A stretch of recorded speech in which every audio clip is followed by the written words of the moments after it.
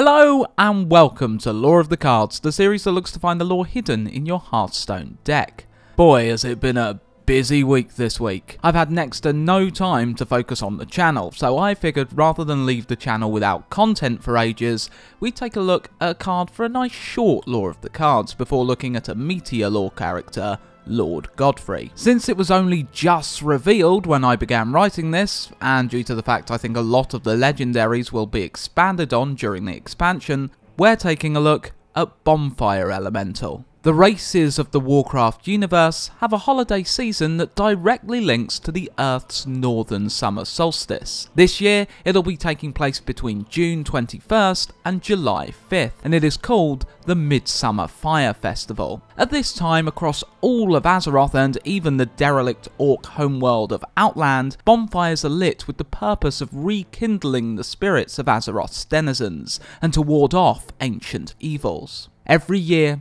Guardians are selected to watch over these flames, to ensure they burn throughout the festival season. Due to the animosity between Alliance and Horde, who both celebrate this special occasion, they endeavour to extinguish each other's flames. At the festival's end, it is tradition that the sky itself is set ablaze. This spectacular display is provided by the goblins of the Undermine, lending their ingenuity and copious gunpowder stockpiles to produce a firework display of epic proportion, bringing all those that have celebrated the season together for a moment of joviality and celebration as the sky is lit by every colour imaginable. During this time, adventurers can have their strength increased and become emboldened by many of the holiday's festivities. Poles can be found by each bonfire, allowing heroes to perform a ribbon dance, a magical cord extending from them to the pole as they dance around it. The more that perform the ribbon dance, the more spectacular the display becomes, fireworks firing off from the top of the pole. Performing this dance allows the adventurer to learn more from their experiences, helping them level faster. The longer they perform the dance, the longer the effect lasts, up to an hour. As long as a faction's bonfire burns within a region, all adventurers in the area are given the bonfire's blessing buff, giving quite a high chance of their attacks being spiked with fiery fury. If the opposite faction extinguishes the flame, the buff is lost. But the fire can be reignited, using the burning blossoms gifted throughout the season for performing specific tasks. Throwing these blossoms on an already burning fire will further strengthen a hero. They are imbued with Fire Festival Fury, slightly increasing their likelihood to critically strike for an hour period. Stealing flame samples from the enemy faction's capital cities can also strengthen adventurers. Upon returning the sample to a capital city of their own faction, all heroes in the area will be blessed with Fire Festival Fortitude, increasing their hit points. Cunning thieves that return with all 4 samples from enemy capital cities are rewarded with a Thief's Reward, a crown of the Fire Festival, a status symbol that can be worn to signify their brave actions. There is so much more adventurers can do during the festival. They can use their burning blossoms to purchase one-off items, such as the Captured Flame and Blazing Cindercrawler companion pets, the Brazier of Dancing Flames, where a flaming female Draenei reacts to those around her, the Helm of the Fire Festival, which also acts as a cooking fire,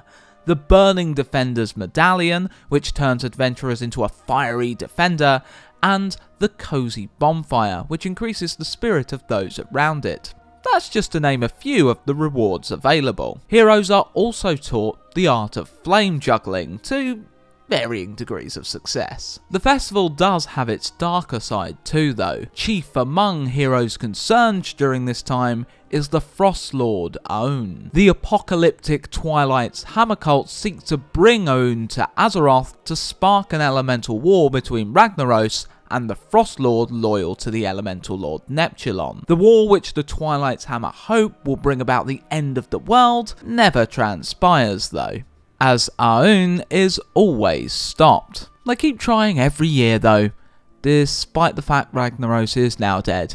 I guess they're hoping the new Elemental Lord of Fire Smolderon has a shorter temper as his predecessor. So what dark side of the festival relates to the Bonfire Elemental? Each Flamekeeper for the festival is accompanied by festival Scorchlings, tiny fire elementals that act as emissaries to the elemental spirit of fire. Festival lore masters for the Alliance and tail spinners for the Horde ask adventurers if they would like to gift these tiny elementals with festival incense to appease it and possibly gain a reward from the elemental. The small elementals gave the heroes no mind, hastily gifting them with a burning blossom and focusing their full attention on the incense. The elemental was swept away by the incense's delightful aroma, positive it would burn with a bright pure flame. They hastily shooed the adventurers away to attend to their precious fuel. This is when things get a little uneasy.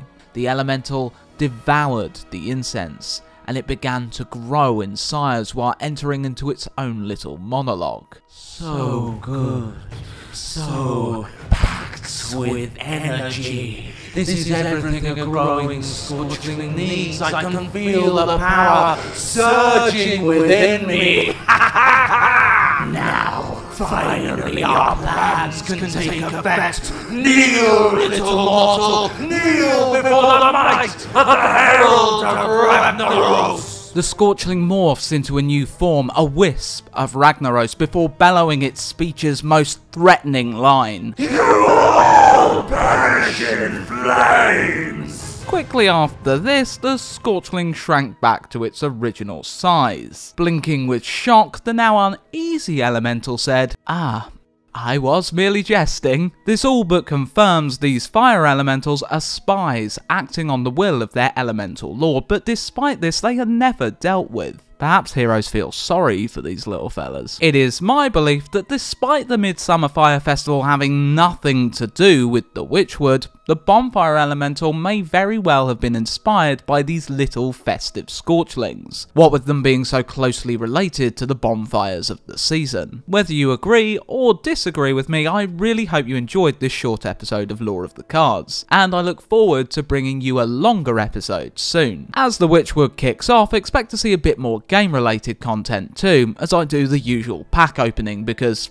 you know, they're a bit of fun, and as I take part in the hunts to try and absorb any lore from this expansion's version of the dungeon run, which I really enjoyed in Kobolds. I'll stream them on Twitch and post highlights up here on YouTube. I'll do announcement videos when they take place, as while I understand people don't like them on the channel, they do actually work. Streaming with no one there is a lot less fun.